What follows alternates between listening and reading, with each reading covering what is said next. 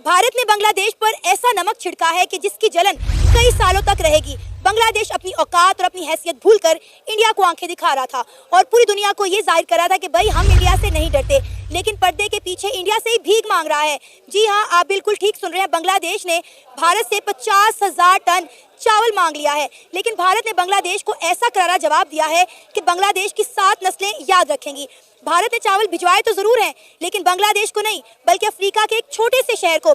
इसे कहते हैं भिगो भिगो के मारना। हेलो फ्रेंड्स, मैं हूँ आरजू और भारत न्यूज़ की एक और रिएक्शन वीडियो में आपका स्वागत है। तो आज हम बात कर रहे हैं, बांग्लादेश इंडिया से रिक्वेस्ट कर रहा है कि वो चावल की सप्लाई बांग्लादेश में कर दे और वो उस चावल के पैसे इंडिया को दे देंगे। चावल का इस टाइम पर बांग्लादेश में एक अकाल सा पड़ गया है और वहाँ के जो फूड मिनिस्टर हैं उन्होंने भी कहा है कि इंडिया ट्रेड और पॉलिटिक्स दोनों को अलग अलग नज़रों से देखे और जो चावल की सप्लाई उन्होंने बंद करी है, फूड सप्लाई बंद करी है, उसको वापस से शुरू कर दे। लेकिन हाल ही के दिनों में जो भी बिहेव बांग्लादेश ने इंडिया के अगेंस्ट किया है, उसके अकॉर्डिंग बांग्लादेश के साथ ट्रेड करना भारत का बनता भी नहीं है। देखो, जो चीज़ गलत है वो गलत है। आए दिन जो बांग्लादेश है वो इंडियन बॉर्डर पर ड्रोन भेजते रहते हैं, इंडिया को धमकी देते हैं वॉर की कि वो कोलकाता और बिहार उन दोनों पर कब्जा कर लेंगे। तो बांग्लादेश ने इंडिया के साथ जो जो क्रिमिनल एक्टिविटीज़ की हैं और जो इंडियंस बांग्लादेश में रह रहे हैं उनके साथ जो क्रिमिनल एक्टिविटीज़ की हैं एक्चुअली, और जो मंदिरों को तोड़ा जा रहा है वहाँ पर, और फिर उसके बाद भी वो भारत के सामने हाथ फैलाकर जो चावल मांग रहे हैं, तो ये तो देखो पॉसिबल नहीं है और पॉसिबल होना भी नहीं चाहिए। जो ये चीज़ गलत है। तो चलिए देखते हैं कि पाकिस्तान की आम जनता इस बारे में क्या कहती है। पहले जो बांग्लादेश इंडिया को आंखें दिखा रहा था, अब इंडिया से चोरी छुपे जो है वो चावल मांग रहा है। इंडिया को कह रहा है जी आप हमें 50,000 टन जो है वो चावल दे दें, हम कोशिश करेंगे जल्द ही आप लोगों को पेमेंट कर दें। अच्छा, फर्स्ट ऑफ ऑल तो ये कि देखिए, इंडिया ने 1971 से लेके अब तक बांग्लादेश को बहुत ज़्यादा आउट ऑफ द वे जाके सपोर्ट किया। मतलब वहाँ पे उनकी इलेक्ट्रिसिटी का एक एनर्जी का एक बड़ा हिस्सा जो है वो इंडिया से आ रहा है। ठीक है, इन्वेस्टमेंट्स जितनी हैं उनका 80 to 90% इंडियन लोगों की है। इंडस्ट्री में 50% इंडियन लोग हैं। ठीक है, तो जो इस तरह से होता है बेवकूफ़ी करनी कि किसी भी, देखें, आपने अपनी रिजीम चेंज करनी थी, आपने अपना सेटअप चेंज करना था, अपनी हुक्मरान बॉडी को रिस्ट्रक्चर करना था, आप करते। लेकिन किसी भी कंट्री के लिए, किसी भी, आप एक इनकलाब में जा रहे हैं या नहीं जा रहे, सो कॉल्ड इनकलाब जिसको आप कह रहे हैं, लेकिन किसी भी कंट्री के उसकी फ्लैग की बेहुरमती करना या लोगों को गालम गलोच करना या उनसे इस तरह से नफरत का इजहार करना, और वो भी उन लोगों से जो आपके मोहसिन हों। ठीक है, देखिए, आपको किसी ने ज़बरदस्ती नहीं कहा था कि उनकी गोद में जाके बैठो। ठीक है, या आपको किसी ने ज़बरदस्ती नहीं कहा था कि आप उनकी जो है वो एजुकेशन सिस्टम से मुस्तफ़ीद हो जाओ या उन चीज़ों से हो जाओ। आप पहले ये चीज़ें चेंज करते हैं ना, स्टेप वाइज कहते हैं कि भाई ये चीज़ें हमें नहीं समझ में आ रही, तो अब जो किया उसका खमियाजा तो भुगतना पड़ेगा। ठीक है, या तो आप इस काबिल होते या अपने पिछले 15-20 सालों में खुद को इतना स्टैंड करते, इस काबिल बन जाते कि आपको किसी के सहारे की ज़रूरत ना पड़ती। एक वाहद सहारा जो आपके पास था उसको भी आपने ठुकरा दिया, तो अब आप दरबदर तो होना पड़ेगा। ये इन्होंने खुद किया, अपने पैरों पे इन्होंने कुल्हाड़ी खुद ही मारी। और जब से इंडिया और बांग्लादेश के मसले चल रहे हैं, मैं अपने हर शो में ये बात कह रही हूँ कि अनाज जो है इनका 40% इंडिया से आता था, बिजली इनकी इंडिया से आती थी, ऑटो पार्ट जो थे वो इंडिया से आते थे। फिर आप देखिए कि 20,000 जो एक्सपोर्टर्स हैं उन्होंने इनका बाइकआउट कर दिया कि हम कोई शिपमेंट जो है वो बांग्लादेश नहीं भिजवाएंगे।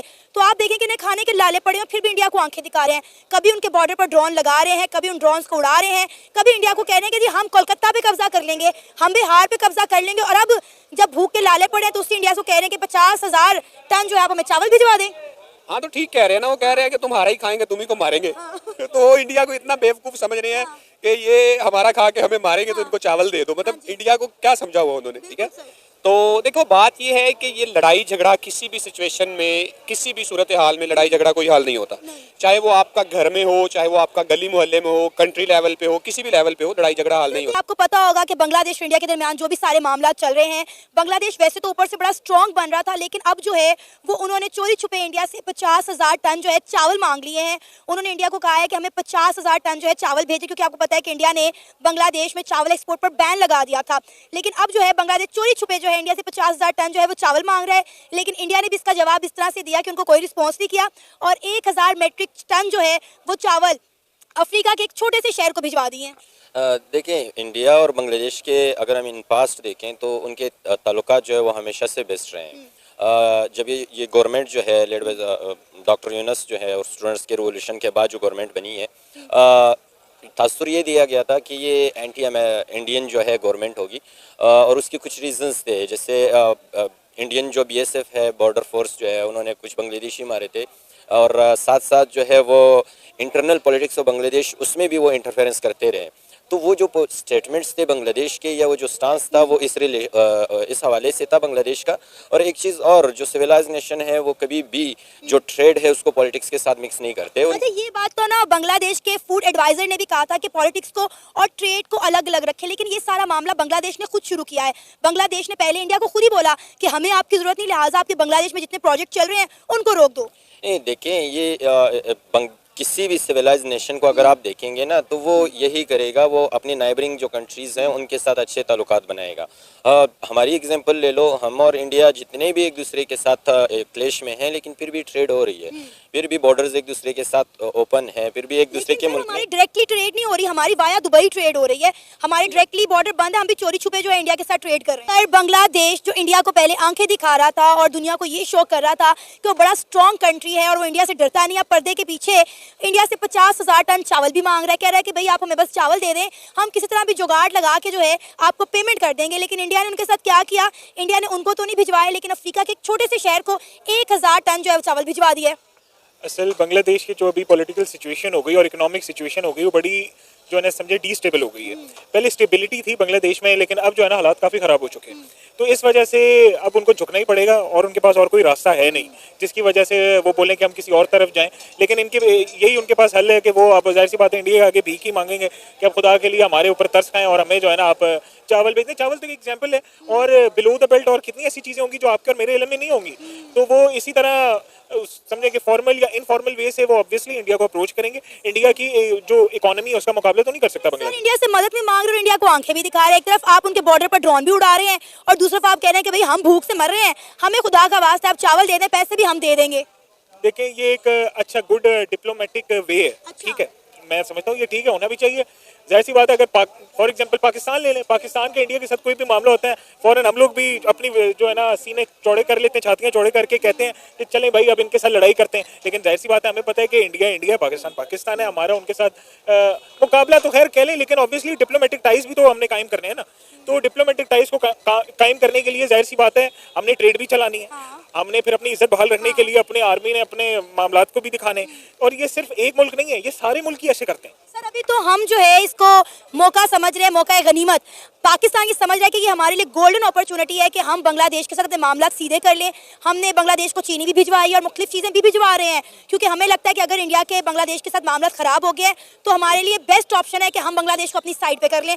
और बांग्लादेश भी अब इंडिया को आंखें दिखा रहा है और पाकिस्तान से मदद मांग रहा है।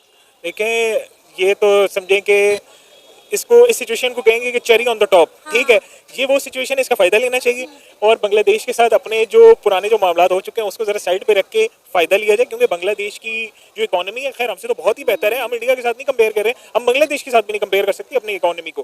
तो अगर सिर्फ बांग्लादेश की तरफ ही हम लोग जाएँ और बोलें कि यार इनके साथ हम अपने डिप्लोमेटिक और ट्रेड रिलेशन अच्छे कर लें, तो मैं समझता हूँ कि काफ़ी फ़ायदा हो जाएगा हम लोगों को इस चीज़ से। लेकिन सर, हम 1971 कैसे भूल सकते हैं कि मशरकी पाकिस्तान बांग्लादेश बनने के लिए मरे जा रहा था और इंडियन आर्मी को पाकिस्तान आर्मी के सामने ला के खड़े करने वाला भी बांग्लादेश ही था। देखें, ताली जो है ना दोनों हाथों से बचती है। सिर्फ और वेस्ट पाकिस्तान का इशू नहीं था, ना ईस्ट पाकिस्तान का इशू था। Issue overall as a whole अगर देखा जाए तो बहुत डिफरेंट था। सिर्फ गलतियां वेस्ट पाकिस्तान, ईस्ट पाकिस्तान की तरफ से या वेस्ट पाकिस्तान की तरफ से नहीं, दोनों तरफ से हुई, जिसकी वजह से और हमारा कुछ एक ऐसा इदारा बीच में इन्वॉल्व था जिसने आके ये सारी मामलात को अलग करके, हम इंडिया को कसूरवार भी नहीं कर दे सकते और ना ही हम बांग्लादेश के जो उस टाइम वेस्ट पाकिस्तान था हम उसको इस चीज़ का कसूरवार ठहरा सकते हैं।